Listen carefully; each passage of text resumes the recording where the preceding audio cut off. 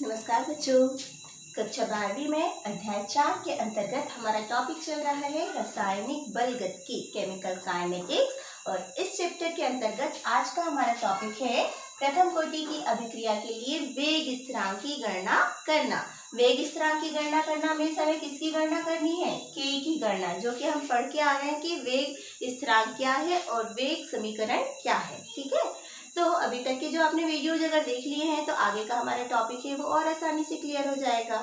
तो हम स्टार्ट करेंगे कि इसे निकालेंगे किस प्रकार से।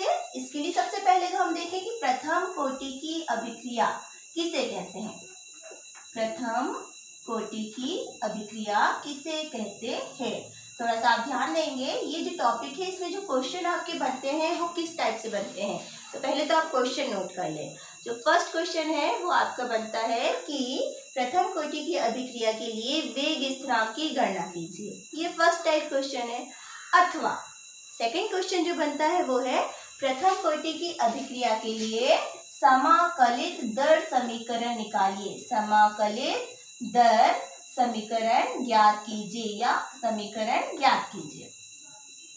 ठीक है, और जो थर्ड क्वेश्चन है अथवा करके फिर से एक क्वेश्चन बना लीजिए जिसमें पूछा जाता है कि सिद्ध कीजिए कि प्रथम कोटि की अभिक्रिया के लिए वेग स्थिरांक का मान अभिकारक की प्रारंभिक सांद्रता पर निर्भर नहीं करता। ये जो क्वेश्चन है अभिकारक की प्रारंभिक सांद्रता पर निर्भर करता है। थोड़ा सा ध्यान रखेंगे, जो क्वेश्चन है मैंने क्या कहा, प्रथम कोटि की अभिक्रिया के लिए वेग स्थिरांक, प्रथम कोटि की अभिक्रिया के लिए वेग स्थिरांक अभिकारक की प्रारंभिक सांद्रता पर निर्भर करता है। इस टाइप का भी क्वेश्चन बनता है जो हम देखेंगे किस प्रकार से आगे। ठीक है, तो सबसे पहले आपने क्वेश्चन नोट कर लिया होगा कि क्वेश्चन किस किस प्रकार से इससे हम पूछ सकते हैं। तो नॉर्मली जो सबसे इजी क्वेश्चन है वो तो यही है कि प्रथम कोटि की अभिक्रिया के लिए वेग स्थिरांक की गणना कीजिए। तो हम यहाँ देखेंगे सबसे पहले प्रथम कोटि की अभिक्रिया क्या होती है। तो आप लिखेंगे, शुरू करें। वे अभिक्रियाएं जिनके लिए अभिक्रिया की कोटि का मान 1 होता है वो कहलाती है प्रथम कोटि की अभिक्रिया। अभिक्रिया की कोटि का मान 1 होता है।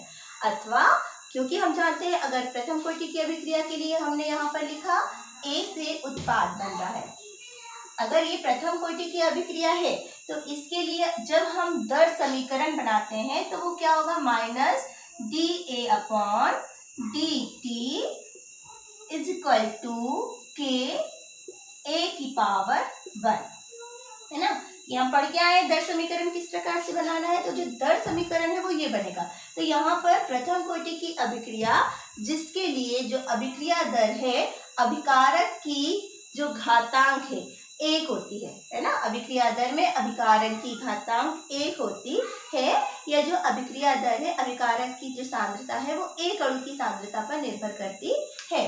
तो प्रथम कोटि की अभिक्रिया की परिभाषा आपने नोट कर लिया। या तो आप बोलेंगे जिनके लिए अभिक्रिया की कोटि का मान 1 होता है, या फिर वे अभिक्रियाएं जिसमें अभिक्रिया दर अभिकारक की 1 घातांक के समानुपाती होती है। अभिकारक की घातांक 1 के समानुपाती होती है। अब इस अभिक्रिया के लिए हमको क्या निकालना है वेग स्थिरांक का मान। तो यहाँ पर हमारे पास जो A है, अगर हम यहाँ शुरुआत करते हैं कि A, अगर माना कि जो अभिक्रिया है, माना कि आप लिख सकते हैं, माना कि अभिक्रिया में, अभिक्रिया के प्रारंभ में, आप नोट करते जाएंगे, अभिक्रिया के प्रारंभ में जो A है, A अभिकारक है ना, प्रारंभ में A के 1 मोल, A के 1 मोल प्रति लीटर, A मोल प्रति लीटर अभिक्रिया में भाग लेते हैं। माना कि अभिक्रिया के प्रारंभ में A के जो A है, आप इसको इस तरीके से लिख लें कि प्रारंभ में, माना कि अभिक्रिया के प्रारंभ में A की प्रारंभिक सांद्रता, प्रारंभिक सांद्रता A मोल प्रति लीटर है, A मोल प्रति लीटर है। और जब अभिक्रिया शुरू होती है तो अभिक्रिया शुरू होने पर A के, अभिक्रिया शुरू होने पर A के x मोल अभिक्रिया में भाग ले लेते हैं। आप लिखते जाएंगे, अभिक्रिया शुरू होने पर A के x मोल अभिक्रिया में भाग ले लेते हैं, ले लेते हैं। तो जब अभिक्रिया शुरू हुई तो माना कि t समय के पश्चात, समय यहाँ पे हो गया t समय के पश्चात अब जो A मतलब ये A की जो सांद्रता है वो कितनी हो जाएगी, A माइनस एक्स। ठीक है, तो यहाँ पर हमने कहा कि माना कि अभिक्रिया में प्रारंभ में A की प्रारंभिक सांद्रता A मोल प्रति लीटर है और A के x मोल जब क्रिया कर लेते हैं तो t समय के पश्चात जो A की जो सांद्रता है वो कितनी बचती है, A माइनस एक्स मोल।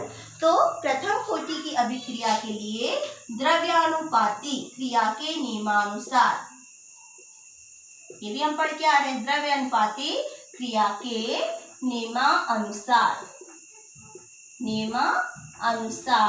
क्या हो जाएगा, यहाँ पे जो अभिक्रिया दर है, अभिक्रिया दर किसके समानुपाती हो जाएगी, अभिक्रिया दर is proportional to A minus x की पावर 1, क्योंकि प्रथम कोटि की अभिक्रिया है। फिर इसी को हम लिख सकते हैं, अभिक्रिया दर हम किससे निकालते हैं, dx upon dt is proportional to A minus x की पावर 1, या सिर्फ हम ऐसा ही लिख सकते हैं। फिर इसी को हम सॉल्व करते हैं, dx upon dt is equal to k A minus x. तो यहाँ पर जो k है वो क्या हो जाता है, समानुपातिक स्थिरांक, जिसकी हमको गणना करनी है, वेग स्थिरांक है, समानुपातिक स्थिरांक है जिसे हम वेग स्थिरांक कहते हैं। तो dx upon dt is equal to k A minus x. ठीक है, अब इसके आगे हम जब निकालेंगे तो बस हम करेंगे इसका पक्षांतर, आपने इसे नोट कर लिया होगा, तो इसे मैं आगे लिख रही हूँ,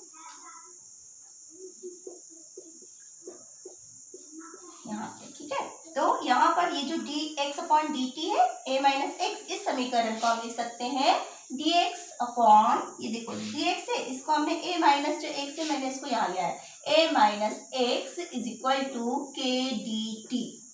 ये हो गया एक समीकरण। तो ये जो समीकरण है वो क्या है, समीकरण 1, जिसे हम कहते हैं अवकलित दर समीकरण, अवकलित दर समीकरण। और हमको निकालना क्या है, समाकलित दर समीकरण। तो हम क्या करते हैं, ये जो समीकरण 1 है, इस समीकरण 1 का हम क्या कर देते हैं, समाकलन करने पर, जब हम समाकलन करते हैं तो देखिए समाकलन करते हैं, ये हो गया समाकलन का चिन्ह, इंटीग्रेशन करते हैं, किसका कर रहे हैं, dx upon a minus x, इसका हम कर रहे हैं समाकलन, इज इक्वल टू किसका, इसके साथ में k dt।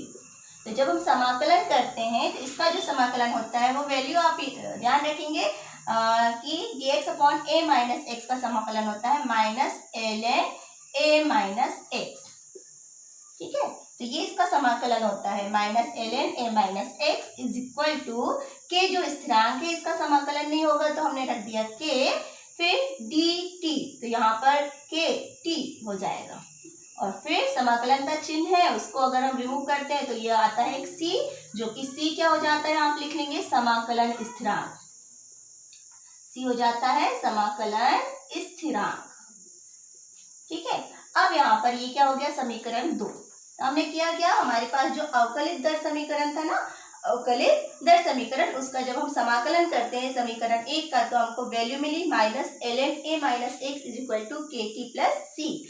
अब समीकरण 2 में यदि हम बोले प्रारंभ में, यदि प्रारंभ में यहाँ पर जब t इज इक्वल टू 0, मतलब जब अभिक्रिया शुरू नहीं होगी तो t इज इक्वल टू 0 होगा, मतलब कि कोई भी अभिक्रिया नहीं होगी, तो ये जो x है वो x का मान भी कितना हो जाएगा, 0 हो जाएगा। प्रारंभ में जब अभिक्रिया शुरू नहीं होती तो t का मान 0, तो x का मान भी क्या हो जाता है, 0।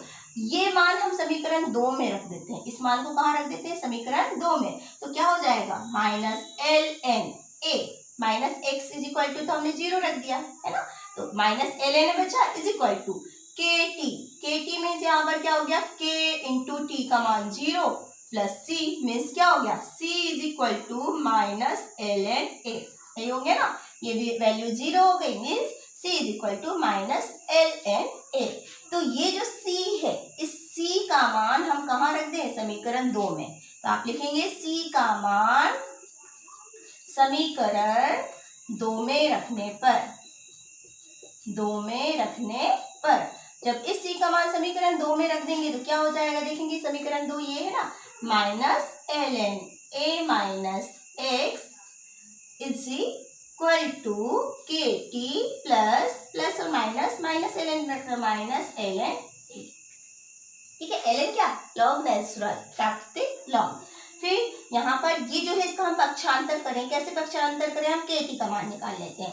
तो k t is equal to minus ln a minus x upon, यहाँ पे क्या हो जाएगा, मैंने क्या किया, पक्षांतर है ना, पक्षांतर में हम क्या कर रहे हैं, माइनस के टी इज इक्वल टू निकाल रहे हैं, माइनस ln a को यहाँ पर लाएंगे तो प्लस में हो जाएगा ln a माइनस ये वाला बचा ln a माइनस एक्स, ठीक है। अब इसको मैं यहाँ पर ऊपर लिख रही हूँ, आगे लिख रही हूँ, तो यहाँ पर क्या आ जाएगा, ये जो है ln a माइनस एक्स, तो ये हो जाएगा के टी इज इक्वल टू, यहाँ पर लॉग के नियम से, जो नियम है लॉग के नियम से ये वैल्यू हो जाएगी ln a upon a minus x, ठीक है। ये लॉग वैल्यू माइनस जो है वो अपॉन में हो जाता है, तो ln a upon a minus x.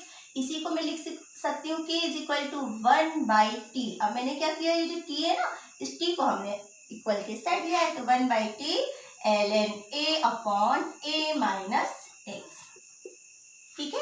तो अब ये जो ln है वो क्या है, प्राकृतिक लॉग है, और इस प्राकृतिक लॉग को हम किस में कन्वर्ट करते हैं, log 10 में कन्वर्ट करने पर ये हो जाती है value k is equal to 2.303 upon t log 10, इसको मैंने ln की जगह क्या लिख दिया, log 10 a upon a minus x. तो क्या हुआ, केवल हमें ये वैल्यू ध्यान रखना है, 2.303 का गुणा होता है, तो ये हो जाएगा k is equal to 2.303 upon t log 10 a upon a minus x. तो ये जो हमको वैल्यू मिली वो क्या है, प्रथम कोटि की अभिक्रिया के लिए k का मान या समाकलित दर समीकरण, तो k का मान हमने निकाल लिया। तो इस तरीके से सबसे पहले हम अवकलित दर समीकरण निकालते हैं और अवकलित दर समीकरण का हम समाकलन करते हैं। समाकलन करने के पश्चात ये देखेंगे आप, यहाँ से थोड़ी सी प्रॉब्लम जाती है बच्चों को। तो हमने जब समाकलन किया तो dx upon a minus x के लिए minus ln a minus x value हो जाती है is equal to k t plus सी। सी क्या है, समाकलन स्थिरांक। और जब हम c का मान निकाल रहे हैं, वास्तव में यहाँ पर अगर हमको c का मान निकालना है तो हमने क्या किया कि यदि जब अभिक्रिया प्रारंभ होती है तो t इज इक्वल टू 0, तो x का मान भी क्या हो जाएगा, 0। इस मान को हम कहाँ रखते हैं, ये जो है इस मान को हम समीकरण 2 में रखते हैं, तो समीकरण 2 में रखते हैं तो यहाँ minus ln a is equal to k into 0 plus c means c is equal to minus ln a, ठीक है। अब यहाँ पे ln c का मान समीकरण 2 में रख दिया हमने यहाँ पर, तो ये वापस हमने समीकरण में 2 पे रखा, तो minus ln a minus x फिर is equal to k T, और यहाँ पे c का मान हो गया माइनस ln a। बस इसके बाद आपने जब पक्षांतर करेंगे तो k t is equal to ln a plus में हो जाएगा minus ln a minus x.